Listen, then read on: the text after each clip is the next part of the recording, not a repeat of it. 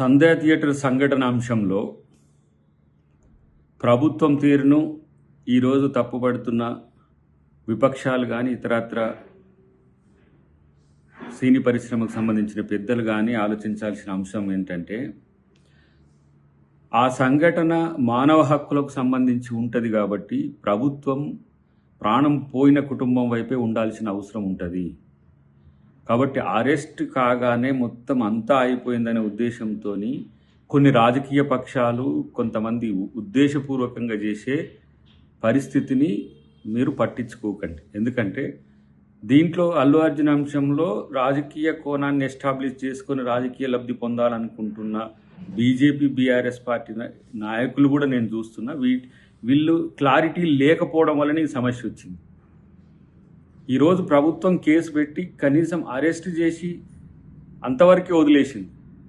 ఢిల్లీలో ఉపహార్ థియేటర్ సంఘటనలో ఆ థియేటర్కు సంబంధించిన యాజమాన్యంతో పాటు బాధ్యతలకు ఉరిశిక్ష వేసిన సంఘటన ఈ దేశంలో ఉంది.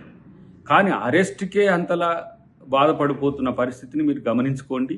ఇది ప్రభుత్వానికి తప్పనిసరి పరిస్థితుల్లో చేసినది. కాబట్టి మీరు ముఖ్యంగా బీజేపీ బీఆర్ఎస్ నాయకులు మీరు ఎటువైపు తెలుస్తలేదు రాజకీయం కొరకు, అప్పుడు అటు ఇప్పుడు ఇటు అన్నట్టు గోడ మీద పిల్లివాటం ఉంటున్న పరిస్థితి గమనించుకోండి. శ్రీతేజ్ కూడా వైద్యం చేయించుకోవడానికి తక్కువ ఖర్చేం కాదు.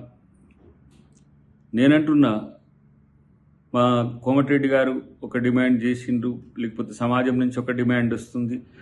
నష్టం ఏం లేదు ఆ ఖర్చు బరాయిస్తే. నేను అనుకుంటున్నా 20-30 కోట్ల పైచిలుకు అవుతుంది. ఒక 100 కోట్లు ఇచ్చిన నష్టమైంది. ఆ ప్రాణాన్ని కాపాడుకుంటూ 1000 కోట్లు వచ్చినాయనే ప్రచారం మీకు బయట ఉంది. ఈ ప్రచారం పక్కన పెడితే ముఖ్యంగా సినిమా పరిశ్రమకు సంబంధించిన పెద్దలు కూడా ఆలోచించాల్సింది ఏంటంటే, దీన్ని రాజకీయ కోణం తీసుకున్న పార్టీల గాయలో మీరు పడకండి. అటువైపు టీడీపీ మిత్రులు అంటున్నారు, ఇటువైపు బీఆర్ఎస్ మిత్రులు అంటున్నారు, ఇటువైపు బీజేపీ మిత్రులు అంటున్నారు. మేం ప్రభుత్వంగా మనిషి యొక్క ప్రాణం వైపే ఆలోచించాల్సిన బాధ్యత ఉంటుంది. డెఫినెట్గా ఈరోజు రేవంత్ రెడ్డి గారు అసెంబ్లీలో స్పందించిన తీరు దానికి ఒక ప్రత్యక్ష ఉదాహరణ. కాబట్టి ఎంతసేపు రేవంత్ రెడ్డి గారిని టార్గెట్ చేసుకొని, కాంగ్రెస్ ప్రభుత్వాన్ని టార్గెట్ చేసుకొని ఇరుకులో పెట్టాలని, ఇబ్బంది పెట్టాలని చూస్తే మీరు సమాజంలో మీరు పలుచనవుతున్న అంశాన్ని గమనించండి.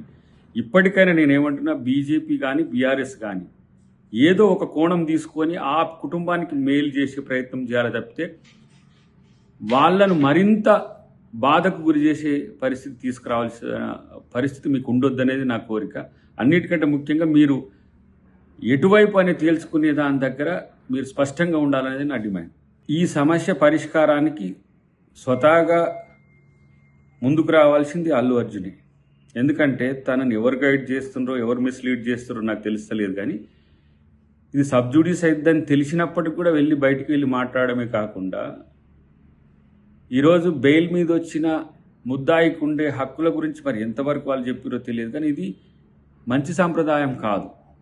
రెండవది, మీరు వీలైతే ఆ కుటుంబానికి సహకరించండి. ప్రభుత్వానికి కూడా నా విజ్ఞప్తిగా నేను కలిసి చెప్పబోతున్నది ఏంటంటే, ఇలాంటి సంఘటనలో మనం అనుసరిస్తున్న విధానం మీద విమర్శలు వచ్చేటప్పుడు చాలా సంయమనంతో ఉంటున్నమాట వాస్తవం. కానీ ఇంకొక ప్రాణం శ్రీతేజ్ది ఇంకా చావు బతుకుల మధ్యన ఉన్నది. కాబట్టి అమెరికాలో నాకు తెలిసి ఫిలడెల్ఫియాలో దీనికి సంబంధించి వైద్యం చేసుకోవడానికి అవకాశం ఉన్న మంచి హాస్పిటాలిటీ ఉందని తెలిసింది. కాబట్టి ప్రభుత్వంగా మనం తనకు ఈ అవకాశాన్ని కల్పించడానికి ప్రయత్నం చేయాలనేది నా విజ్ఞప్తి.